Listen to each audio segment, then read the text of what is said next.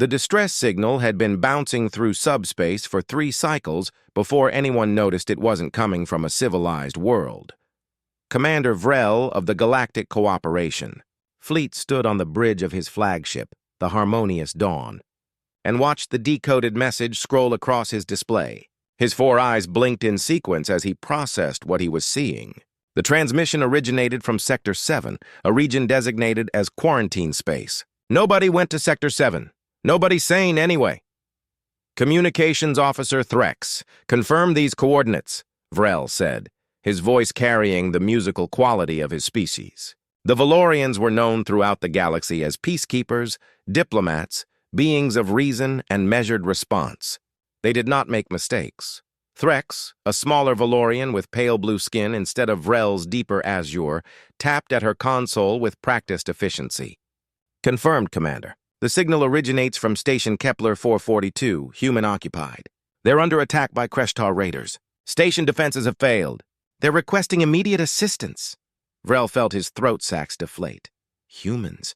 Of course it would be humans. The galaxy had only known about humanity for 2 standard cycles, ever since their crude, faster-than-light vessels had stumbled into civilized space like children wandering into a council chamber. The Galactic Cooperation had spent considerable effort explaining to the humans that their world, Earth, was classified as a Class 12 death world, and that they should remain in their designated sectors for everyone's safety, including their own. The humans had nodded politely at these restrictions. Then they had promptly ignored them and built stations wherever they pleased. How many humans are on the station? Vrel asked. Approximately 2,000, Threx replied. Mostly civilians. Research facility and trade outpost. Commander, the Kreshtar are known to take no prisoners. If we don't respond, I am aware of Kreshtar Protocol, Communications Officer. Vrel straightened his uniform, a gesture of resolve among his people. Calculate our arrival time at best speed. 14 standard hours, Commander. 14 hours. Vrel looked at the star chart displaying the vast distances of space. 14 hours might as well be an eternity. The Kreshtar were efficient in their cruelty. They would breach the station within 2 hours, perhaps 3 if the humans had any sense of defensive strategy, which Vrel doubted. Humans were enthusiastic and creative, certainly, but they lacked the centuries of military doctrine that elevated a species from brawlers to warriors. Send a response to Station Kepler 442, Vrel ordered. Inform them that help is en route. Encourage them to activate all emergency protocols and hold position. As Threx sent the message, Vrel's second officer, a tall Valorian named Kess, approached. Commander, I must advise caution. The Kreshtar attack force likely consists of at least 3 cruisers. Our single flagship, while formidable, may not be sufficient. And if I may speak plainly, risking Valorian lives for humans who violated quarantine protocols seems strategically unwise. Vrel considered this. Kess was correct, of course. The logical response would be to contact the nearest Galactic Cooperation battle group, which would take perhaps 30 hours to arrive. By then, the station would be ash and memories. The humans had made their choice to build beyond their borders. They would face the consequences of that choice. But Vrel had met humans before. 3 months ago, a human trade delegation had visited the Harmonious Dawn. The delegation leader, a female called Ambassador Chen, had brought gifts. Foolish, unnecessary gifts, as if material objects could forge diplomatic bonds. But one gift had struck Vrel deeply. It was a primitive book, bound in some kind of animal skin containing photographs. Ambassador Chen had explained that the book showed Earth, the human homeworld, in something called seasons. Vrel had studied the images with fascination. A world that changed its appearance based on orbital position. A world where water fell from the sky.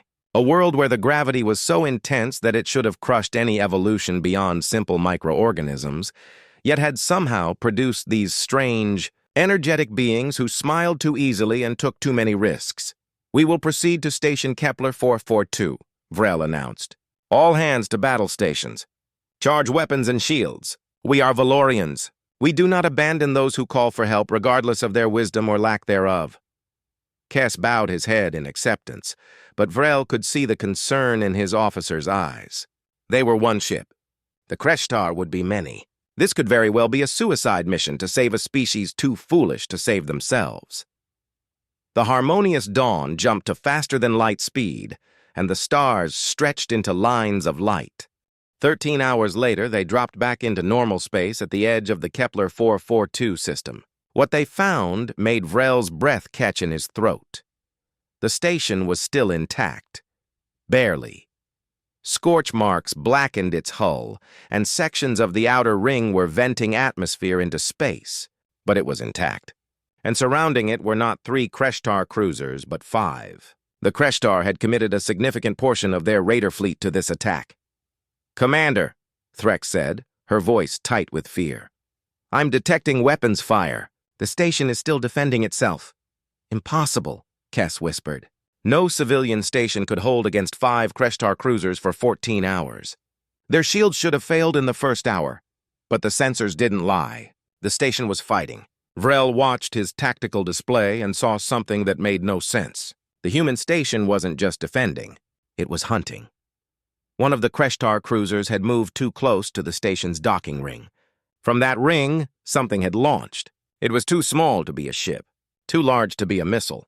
The object moved with jerky, unpredictable momentum, and then it attached itself to the Kreshtar cruiser's hull. "What are we seeing, Tactical Officer Bren?" Vrel asked. Bren, a young Valorian with green markings indicating his junior status, worked his console frantically. "I believe it's an escape pod, Commander. Modified. It's cutting through the cruiser's hull with some kind of plasma torch." "An escape pod?"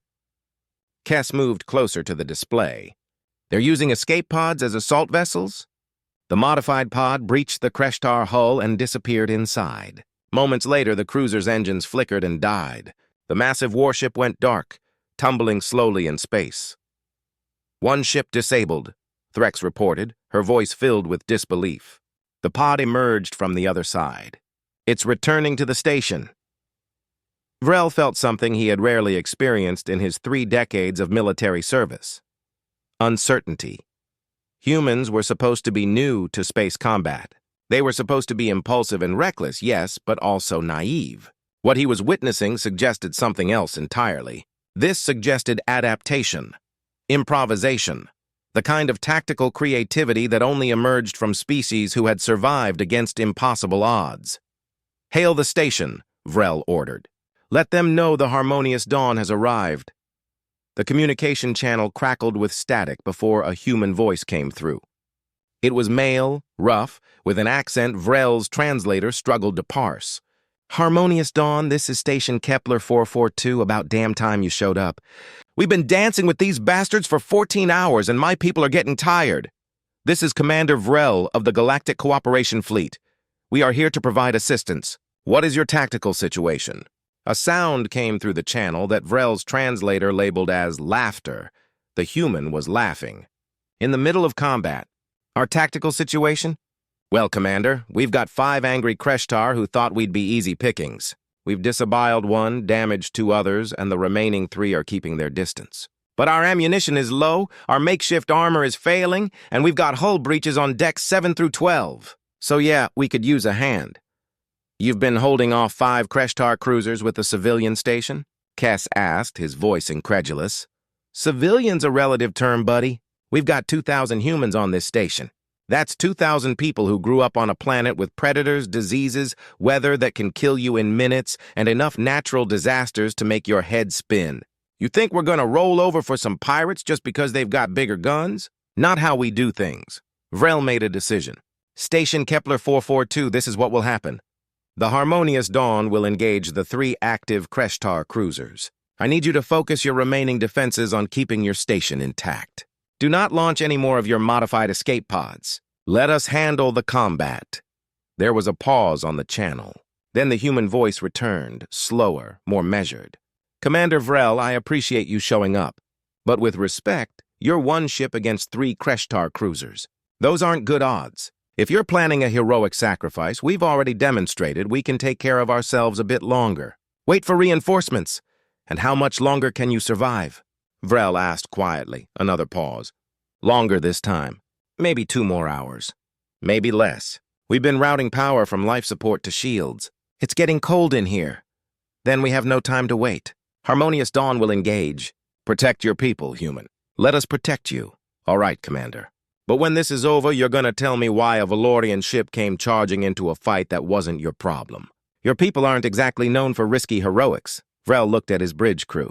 Young Valorians who had trained their entire lives in the arts of peace and measured response, who had studied diplomacy and conflict resolution, who believed that violence was the last refuge of failed dialogue, but who also understood that when dialogue failed, when innocent lives hung in the balance, sometimes the only moral choice was to stand and fight. All crew, "Battle stations!" Vrel announced, his voice carrying through the ship. "We are engaging the Kreshtar. Target the lead cruiser. Fire all forward batteries on my mark. Today, we show the galaxy what Valorians do when the innocent cry for help. Today, we remember that peace is not the absence of combat, but the willingness to fight for those who cannot fight for themselves." The Harmonious Dawn powered forward, weapons charging, shields at maximum. Behind them, the human station watched and waited, its 2,000 inhabitants holding their collective breath. And ahead, the 3 Kreshtar cruisers turned to face this new threat, their weapon ports glowing with murderous intent. The battle for Station Kepler 442 was about to begin in earnest. The Kreshtar didn't bother with warnings or demands for surrender. That wasn't their way. The moment the Harmonious Dawn entered weapons range, all 3 cruisers opened fire simultaneously. Brilliant lances of plasma energy cut through space, converging on Vrel's flagship. "Evasive pattern Delta," Vrel commanded, his voice calm despite the bridge shaking from near misses. "Return fire. Target their weapon arrays first." The Harmonious Dawn rolled, its graceful form belying its military purpose. Valorian ships were designed for speed and precision rather than raw firepower. The philosophy was simple: avoid damage rather than absorb it, strike weak points rather than hammer at strength. As the flagship spiraled through space, its own weapons fired back in carefully calculated bursts. One of Vrel's shots struck true, hitting the lead Kreshtar cruiser's port weapon cluster. The explosion bloomed silently in the vacuum, and 1/3 of that cruiser's firepower went offline.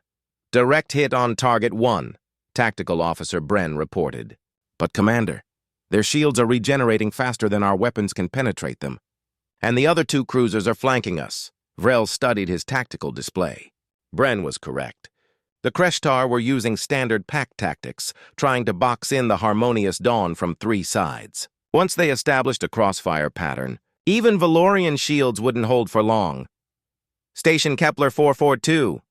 Vrel opened the communication channel. "Do you have any intelligence on Kreshtar's shield frequencies? Any weaknesses we can exploit?" The rough human voice came back immediately. "We've been shooting at these guys for 14 hours, Commander. Their shields cycle through 3 frequency bands in a rotating pattern. Every 90 seconds, there's a 2-second window where they're vulnerable during the transition. We've been timing our attacks to hit that window." "You've been calculating shield rotation patterns while under direct assault?" Kess asked, his disbelief evident. "Had to do something while we were waiting for rescue. My chief engineer, Maria, she's got a gift for pattern recognition. Also, she's from Brazil, which means she's naturally good at timing and rhythm. Something about growing up with samba, she says. Anyway, she's been feeding us the rotation data." Vrel blinked his 4 eyes in sequence, a gesture of amazement among his people. These humans had been analyzing their enemy while simultaneously fighting for survival. No wonder the station was still intact. "Send us the rotation data," Vrel ordered. "We'll synchronize our attacks," already transmitting. "Also, Commander, if you're going to keep mixing it up with those cruisers, you should know they've got a blind spot, about 15 degrees below their ventral hull, something about their sensor array placement. We've been using it to sneak our modified pods past their defenses."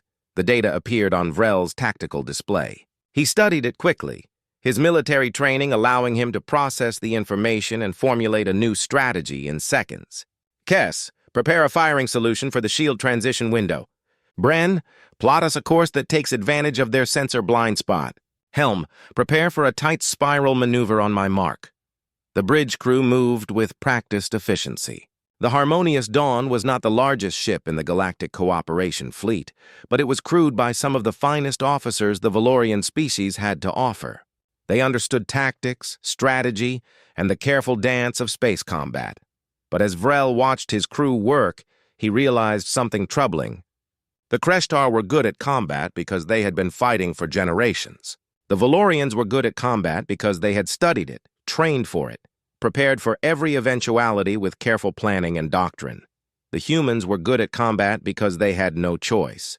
Their entire evolution had been a constant battle against their own planet, their own environment, even their own biology. They didn't study warfare. They lived it, breathed it. It was embedded in their DNA. Mark, Vrel commanded. The harmonious dawn dove spiraling downward in a maneuver that would have been impossible for the heavier Kreshtar vessels. The flagship dropped into the blind spot the human engineer had identified, and for a moment, they were invisible to all three enemy cruisers. Shield transition window opening in 5 seconds, Bren announced. 4, 3, 2, 1, fire. The harmonious dawn unleashed everything. Every weapons battery, every torpedo, every ounce of destructive force the ship could generate. The barrage hit the lead Kreshtar cruiser in the precise 2-second window when its shields were transitioning. The cruiser's hull tore open like paper. Atmosphere vented. Systems exploded. The massive warship listed to one side, engines failing, lights dying across its hull. "Target 1 is disabled," Bren shouted, his professional composure cracking with excitement. 2 cruisers remain operational, but the victory was short-lived. The remaining Kreshtar had learned from their mistake. They changed their approach, no longer trying to box in the harmonious dawn, but instead pulling back, creating distance, forcing Vrel to choose between protecting the station or pursuing them. It was a sound, tactical decision. The Kreshtar knew they couldn't match the Valorian ship's maneuverability or precision, but they could force it into a position where any choice led to failure. "Commander," the human voice crackled over the communication channel. "The 2 remaining cruisers are changing position. They're going to bombard the station from long range while you're out of position to intercept." Vrel felt his throat sacs deflate in frustration. The Kreshtar commander was clever. He had sacrificed 2 ships to learn his enemy's capabilities, and now he was adapting. The remaining cruisers would simply pound the station from a distance while keeping the harmonious dawn at bay.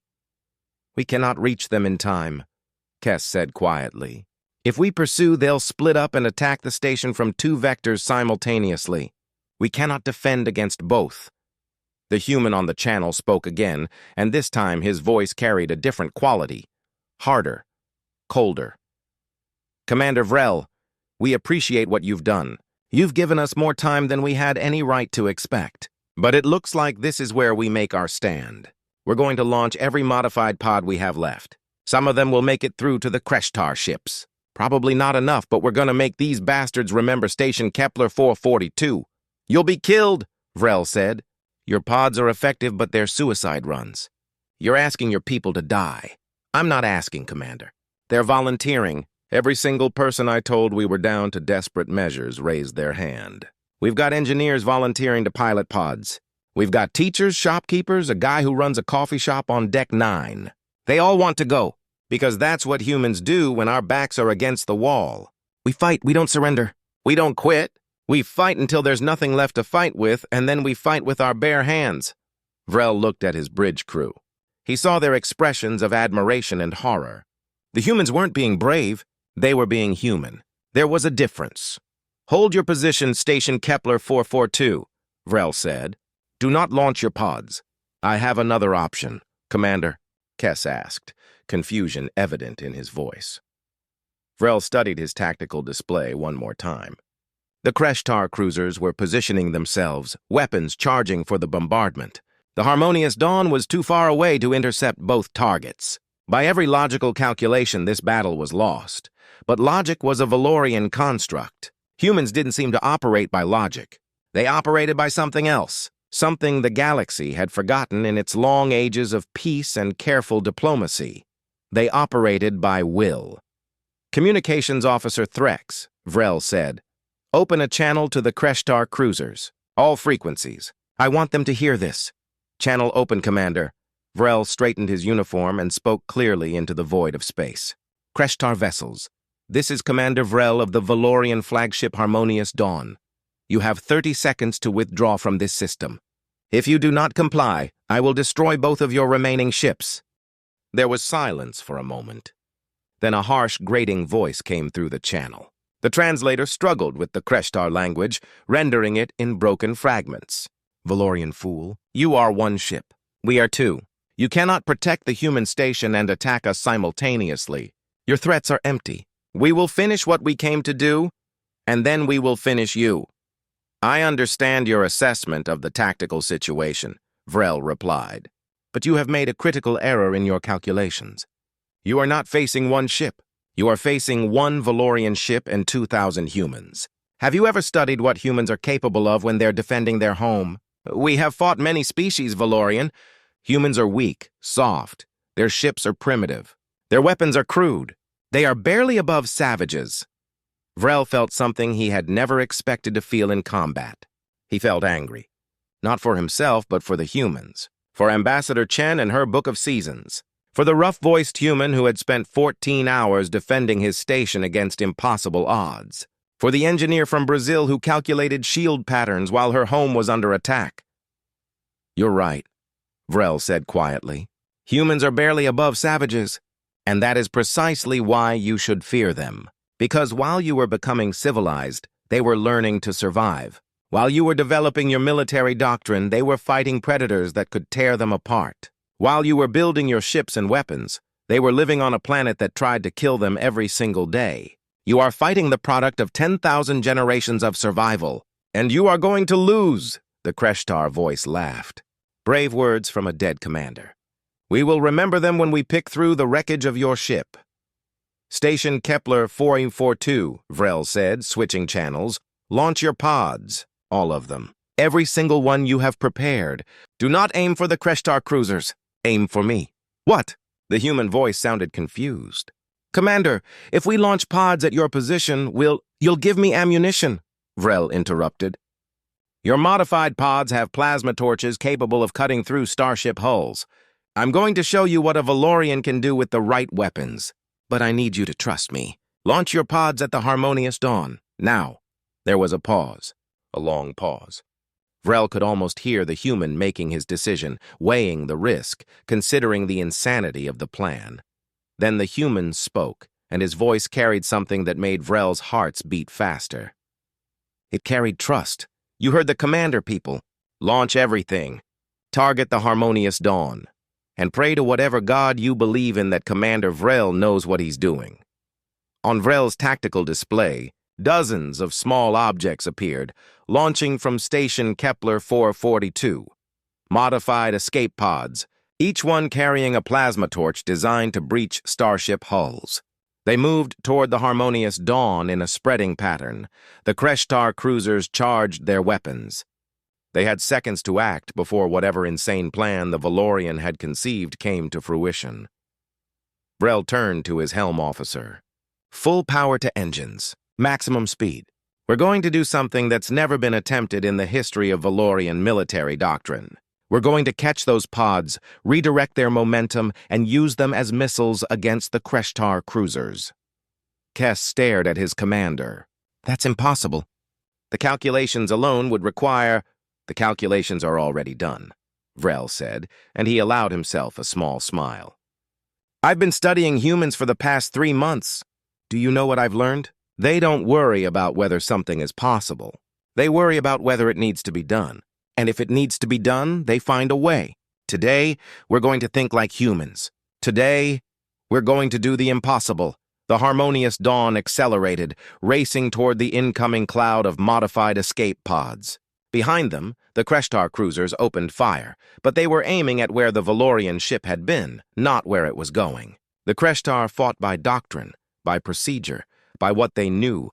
The Valorians were learning to fight like humans. By instinct, by adaptation, by sheer stubborn refusal to accept defeat. And the battle reached its critical moment. Part 3. The modified escape pods streaked through space toward the Harmonious Dawn like a swarm of angry insects. Each pod was barely larger than a personal transport, its hull scarred from makeshift modifications, its plasma torch mounted where escape systems should have been. They were ugly, desperate things, born from necessity and built with whatever materials the humans could scavenge. They were also brilliant. "Helm, reduce speed by 30%, Vrel commanded.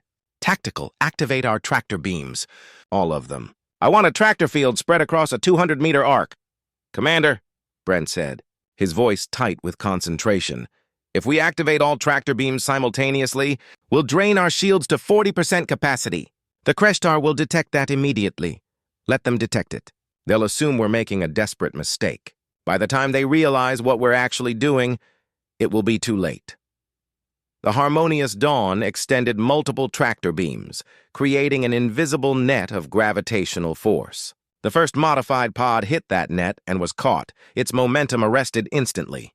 Then another. And another. Within seconds, the Valorian flagship had captured 15 of the human pods, holding them in a precise geometric formation. On the communication channel, the rough human voice spoke with undisguised amazement. "Holy hell. Commander, are you doing what I think you're doing?" "If you think I'm creating a missile swarm from your modified pods, then yes," Vrel replied. "Bren, calculate firing solutions. Target the engine cores of both Kreshtar cruisers. We'll have one shot at this. If we miss, their return fire will cripple us." The two Kreshtar cruisers had noticed the Harmonious Dawn's shield reduction. True to Vrel's prediction, they were accelerating, moving in for the kill. Their weapons charged, ready to pour destructive energy into what they perceived as a dying enemy. "Firing solution calculated," Bren announced. "But Commander, the variables are insane. We're trying to predict the trajectory of 15 independent objects, each with different mass and thrust characteristics, through space that's full of gravitational interference and residual energy from previous weapons fire. The margin for error is astronomical." "Then we'd better not make any errors," Vrel said calmly. "Station Kepler 442, do your modified pods have any remote detonation capability? Any way to trigger their plasma torches on command?" "They've got manual triggers," the human responded. "But we can't activate them remotely." "You'd need someone inside each pod." Vrel felt his throat sacs deflate. "Of course. The humans had designed these as piloted suicide runs, not remote weapons. His plan had just developed a significant flaw. "Commander," Kess spoke quietly, "we have 15 pods. We have a crew of 173. We could volunteer 15 officers to pilot those pods into the Kreshtar cruisers. It would be a sacrifice, but no." Vrel cut him off sharply. "I will not ask my crew to die for a plan that might not work. There has to be another way." The Kreshtar cruisers were closing. 30 seconds until they were in optimal firing range. 30 seconds until everything Vrel had planned would become irrelevant. The human voice came over the channel again, but this time it carried a different emotion. It carried laughter. "Commander Vrel, I think I can solve your problem. Those pods? We built them quick and dirty. We bypassed a whole bunch of safety protocols to mount those plasma torches. If you hit them hard enough with a focused energy beam, the torches will activate automatically. They're basically giant unstable bombs waiting for the right trigger." "You built weapons that could explode accidentally?" Kess asked, horrified. "We built weapons in a hurry while being shot at," the human countered. "We weren't exactly worried about long-term safety protocols. We figured if they blew up accidentally, well, at least they'd blow up near us instead of far away where they couldn't hurt anyone. But yeah, if you hit them with the right energy signature, those plasma torches will light up like Christmas trees." Vrel didn't know what Christmas trees were, but he understood the implication. "Bren, can we trigger those plasma torches with our weapons?" The young tactical officer's hands moved across his console with increasing speed. "Yes, Commander. If we fire a dispersed energy pulse across all 15 pods simultaneously, it should activate their plasma torches. But we'll need to release them from the tractor beams first, and we'll need to get the timing exactly right. Too early, and they'll burn out before reaching the targets. Too late, and the Kreshtar will shoot them down. Calculate the optimal release point and firing sequence. Calculating now. Commander, even with perfect timing, the pods are going to spiral unpredictably once the plasma torches activate.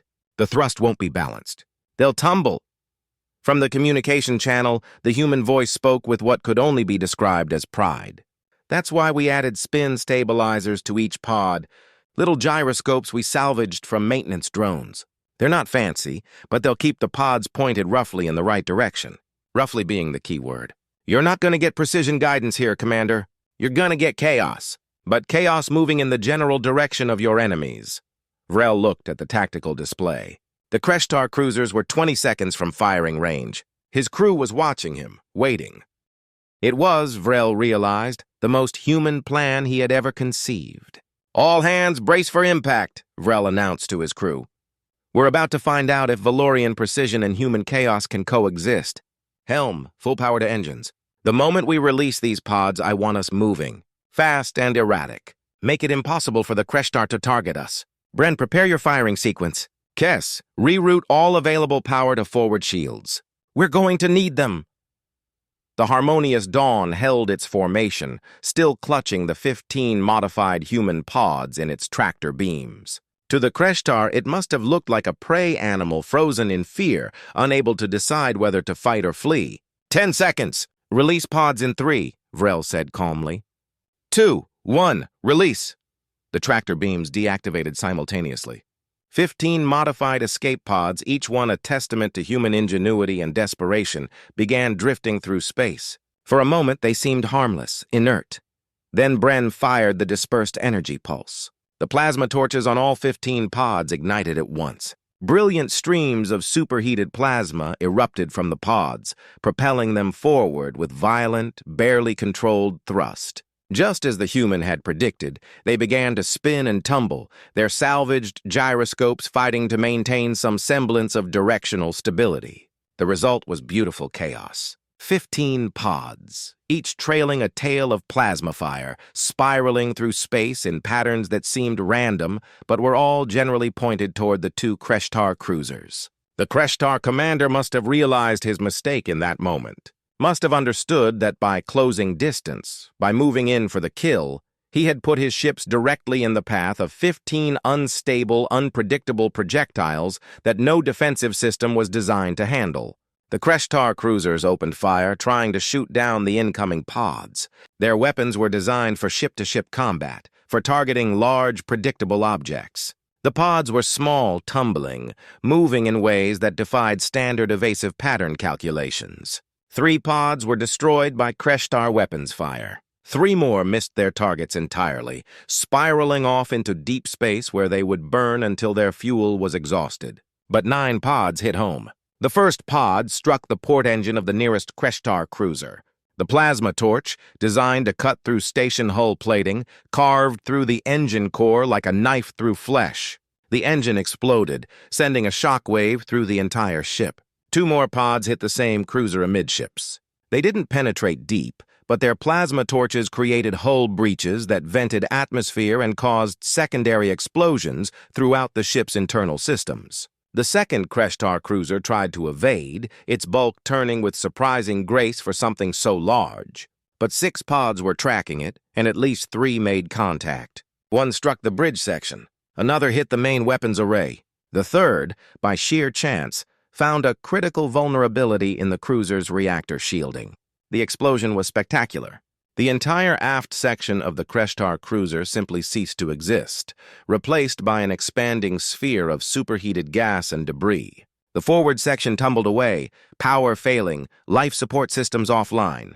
The first cruiser, damaged but still operational, tried to retreat. Its commander had finally learned the lesson that the humans had tried to teach from the beginning. Sometimes the most dangerous opponent isn't the one with the best weapons or the strongest shields. Sometimes the most dangerous opponent is the one who simply refuses to die. Station Kepler 442, Vrel spoke into the communication channel. 1 Kreshtar cruiser is retreating. 1 is destroyed. Do you want us to pursue the survivor? The human voice came back, and Vrel could hear the exhaustion in it now. The adrenaline was fading, replaced by the bone-deep weariness of people who had been fighting for their lives for 14 hours straight. Let him go, Commander. He's learned his lesson, and we need to focus on damage control. We've got hull breaches on multiple decks, life support is failing in 3 sections, and we've got injured people who need medical attention. If you've got the resources to spare, we could use some help. We're moving to dock with your station now, Vrel said. Medical teams are standing by. Engineering teams as well. Station Kepler 442 you held for 14 hours against overwhelming force. You survived. Your people can be proud. Surviving is what we do, Commander. It's kind of our thing. But thank you. Seriously, you showed up when you didn't have to. You risked your ship and crew for a bunch of humans who most of the galaxy thinks are crazy for living out here. That means something? As the Harmonious Dawn approached the damaged station, Vrel could see the extent of the destruction. Entire sections of the outer hull were gone. Emergency force fields flickered, barely holding back the vacuum of space. Scorch marks and impact craters covered every surface, but the station was intact. Against all odds, against all logic, 2,000 humans had held their ground and survived. Kess, Vrel said quietly to his second officer, I need you to understand something. What we witnessed today wasn't just stubborn courage. It was a glimpse of what humanity represents. They're not the strongest species in the galaxy. They're not the smartest or the most technologically advanced. But they might be the most dangerous because they simply don't know when to quit. They don't understand surrender. Every human on that station could have evacuated, could have fled, could have saved themselves and abandoned their home. But they didn't. Because humans don't abandon their homes. They defend them. Kess nodded slowly, his 4 eyes fixed on the damaged station. Commander, I must confess something. When you ordered us to come to this system, I thought it was a mistake. I thought we were risking Valorian lives for a species that had violated quarantine protocols and brought this attack upon themselves. I was wrong. If we had not come, 2,000 humans would have died fighting. But they would have taken at least one more Kreshtar ship with them. Perhaps 2. I have never seen such determination. The Harmonious Dawn docked with Station Kepler 442, and Vrel's medical and engineering teams began flowing into the damaged sections. The Valorian medics, trained in dozens of species physiologies, quickly adapted to treating human injuries. The engineering teams marveled at the modifications the humans had made to their station. The improvised armor plating, the rerouted power systems, the desperate ingenuity visible in every jury-rigged solution. Vrel himself walked through the station's main corridor, accompanied by an honor guard of 2 Valorian soldiers. The corridor showed signs of the long battle. Scorch marks on the walls where electrical systems had overloaded. Emergency lighting casting everything in a red glow. The cold bite of failing life support systems and humans. Dozens of them, sitting against the walls wrapped in emergency thermal blankets, exhausted beyond measure but alive. They looked up as Vrel passed, and several of them nodded in acknowledgement. One human, a young female with a bandage wrapped around her head, actually smiled and raised her hand in what Vrel's cultural database identified as a gesture of respect and gratitude. At the end of the corridor, in what appeared to be the station's command center, Vrel found the source of the rough voice he'd been talking to for the past hour. The human was tall by his species standards, with dark skin and gray hair that suggested advanced age. He wore a station commander's uniform that was torn in several places and stained with something Vrel's translator identified as blood. Commander Vrel, the human said, extending his hand in the human greeting gesture. Station Commander James Okafor, thank you for the assist. We were getting pretty close to the end of our rope. Vrel carefully grasped the human's hand, mimicking the shaking motion he'd learned from Ambassador Chen. Commander Okafor, your station's defense was remarkable. How did you hold out for so long? Okafor gestured to the command center around them. It was filled with humans working at damaged consoles, coordinating repairs, treating injuries. The secret to our success? We grew up on Earth, Commander. You know what life is like on Earth?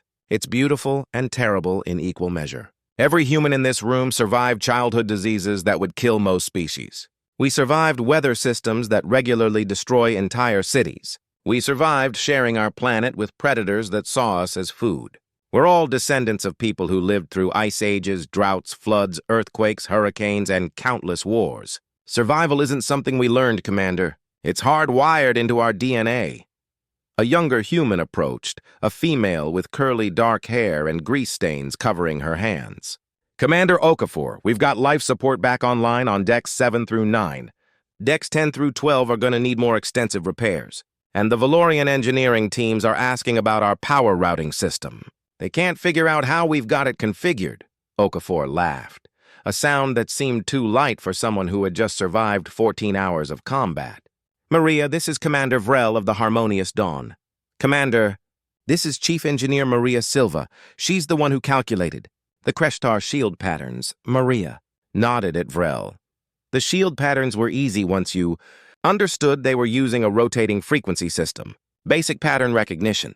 My grandmother taught me to play chess when I was 6. She always said the key to winning wasn't seeing the current board, but predicting the next 5 moves. Same principle applies to shield frequencies.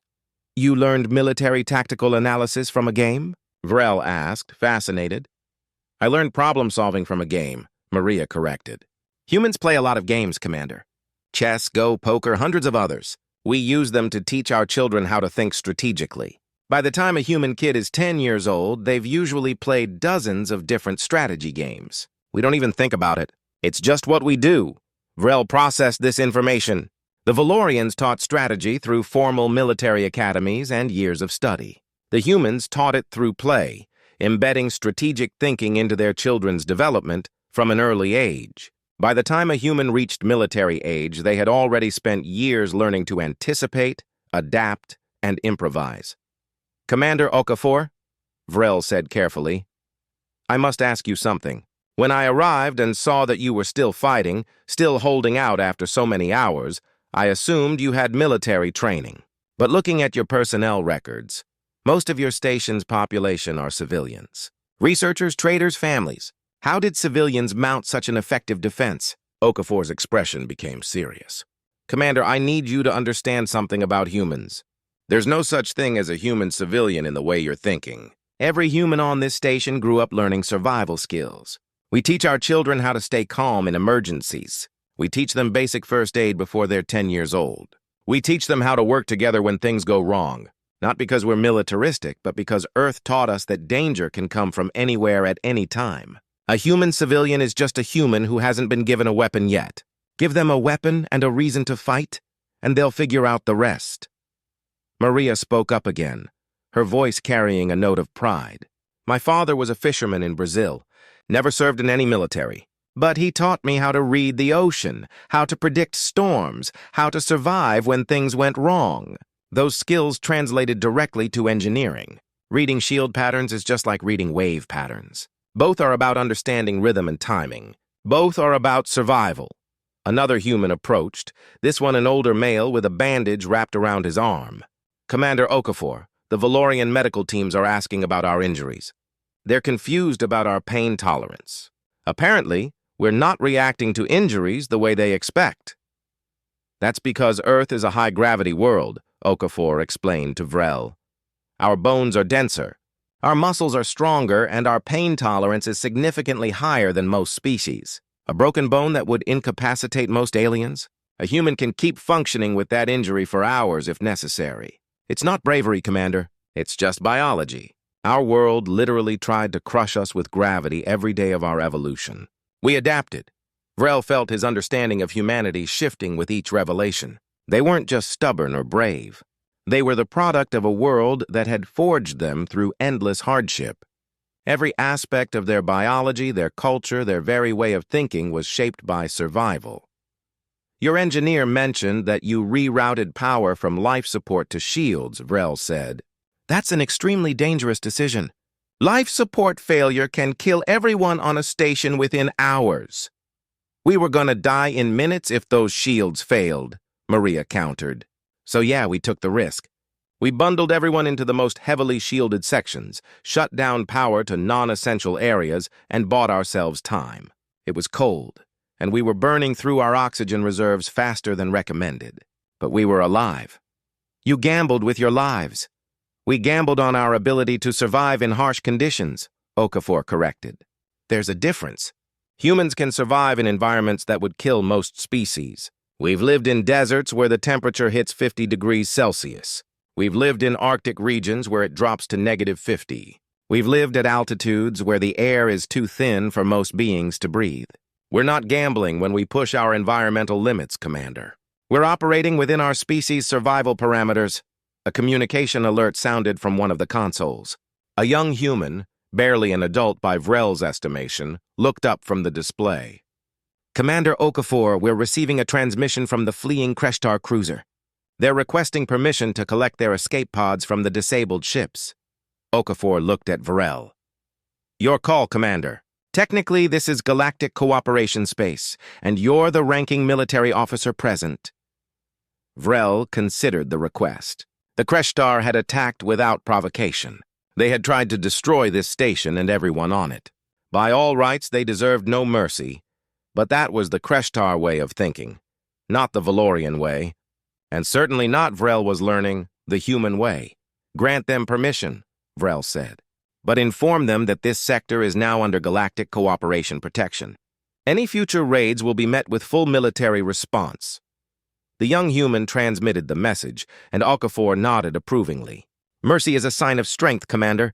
My grandmother used to say that anyone can destroy an enemy. It takes real power to show restraint. Another lesson from a game? Vrel asked. A lesson from a woman who lived through 3 wars and still believed in peace, Okafor replied. Humans aren't naturally violent, Commander. We're naturally survivors. Sometimes survival requires fighting. Sometimes it requires mercy. The trick is knowing which is which. As Vrel watched the humans of Station Kepler 442 begin the long process of repair and recovery, he realized that the galaxy had fundamentally misunderstood humanity. They weren't dangerous because they were aggressive. They were dangerous because they were adaptable. They could fight when fighting was necessary. They could show mercy when mercy was appropriate. They could improvise, innovate, and overcome obstacles that would stop other species cold. And perhaps most terrifying of all, they did all of this without really thinking about it. It was simply who they were. Commander Okafor, Vrel said, I will be filing a full report with the Galactic Cooperation about this incident. I intend to recommend that the quarantine restrictions on human expansion be reconsidered. Your species has proven that you can defend yourselves and contribute to galactic security. Okafor smiled, but it was a weary smile. I appreciate that, Commander. But I should warn you, the galaxy might not be ready for humans without restrictions. We're not trying to be intimidating. We're just trying to live our lives. But everywhere we go, we bring Earth with us. We bring our survival instincts, our adaptability, our refusal to accept defeat. Some species find that inspiring. Others find it terrifying.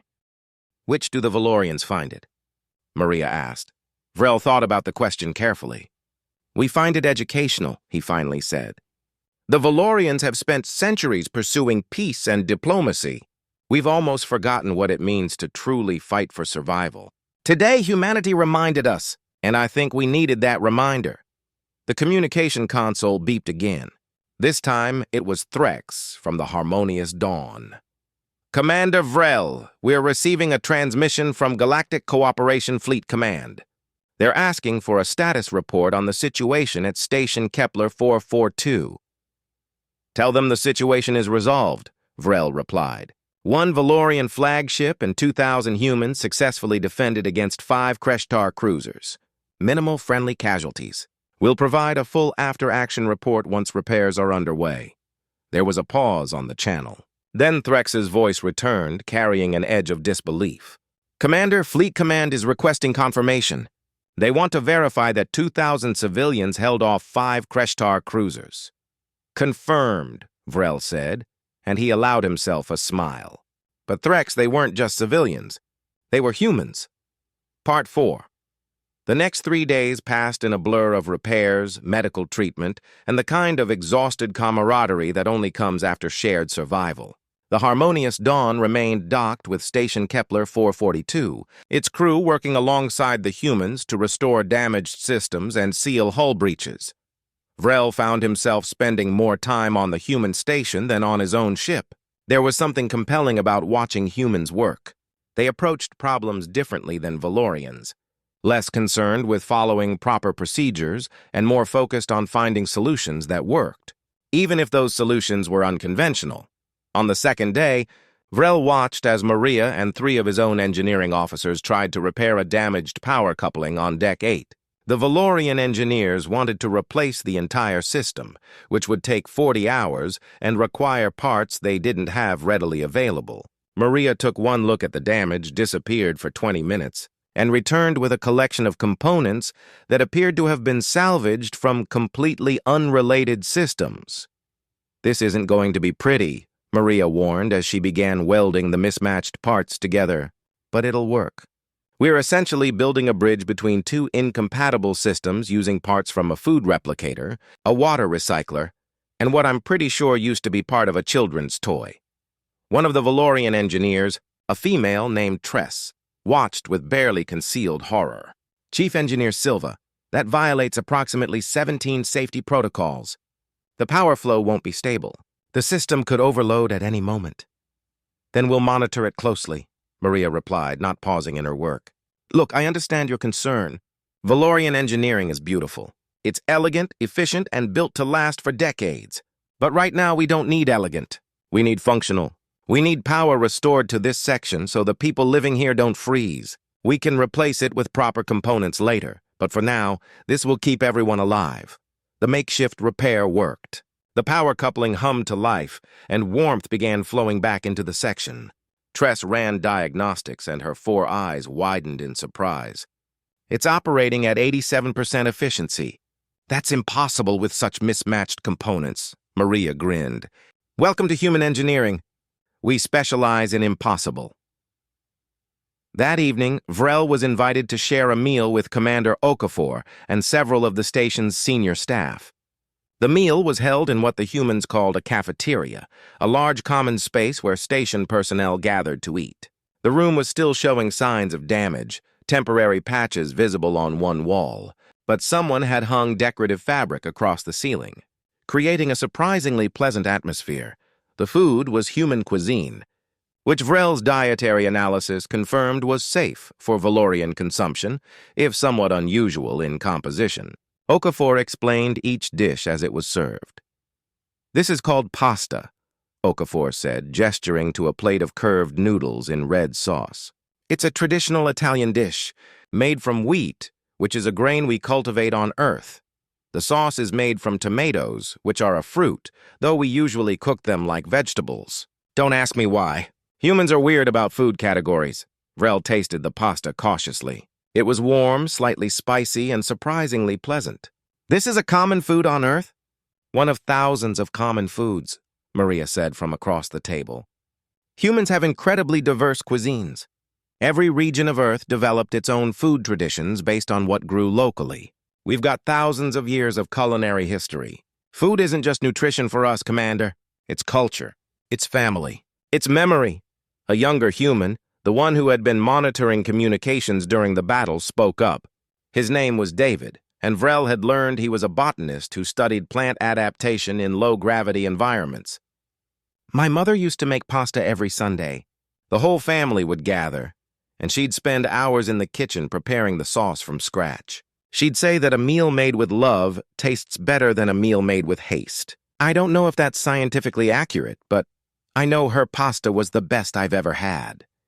Your mother, is she on this station? Vrel asked. David's expression became sad. No, Commander. She passed away 3 years ago. Cancer. We can cure a lot of diseases now, but cancer is still tricky. It adapts too fast for our treatments. I'm sorry for your loss, Vrel said, using the human phrase he'd learned was appropriate for such moments. Thank you. But you know what? Every time I eat pasta, I think of her. Every time I smell tomato sauce, I remember her kitchen. That's what food means to humans. It's not just fuel. It's connection to our past, to our loved ones, to our home. Okafor raised a glass of what Vrel's scanner identified as fermented grain alcohol, though in concentrations lower than dangerous levels. A toast, Okafor announced. To the harmonious dawn and Commander Vrel, to showing up when we needed help. To fighting alongside us instead of telling us we brought this on ourselves. To understanding that sometimes the right thing to do isn't the logical thing to do, but the necessary thing. The humans around the table raised their glasses in response, and Vrel felt his throat sacs expand with an emotion he couldn't quite name. Pride, perhaps, or honor, or simply the warm feeling of being accepted by people who had every reason to be suspicious of other species. As the meal continued, the conversation turned to the aftermath of the battle. A galactic cooperation diplomatic team was scheduled to arrive within 2 days to investigate the incident. There would be questions about the human station's presence in Sector 7, about the Kreshtar attack, about the Valorian intervention. They're going to try to shut us down, Maria said quietly. The diplomats. They're going to say we were in violation of quarantine protocols. They're going to say we provoked the Kreshtar attack. They're going to recommend the station be abandoned. Can they do that? David asked. Can they force us to leave? Okafor set down his glass. Legally? Yes. The Galactic Cooperation has authority over space development in designated sectors, and Sector 7 is designated as restricted space. We knew the risks when we built here. We thought we could prove that humans could operate responsibly in areas outside our assigned borders. Now we're going to have to make that case to diplomats who've already decided we're dangerous.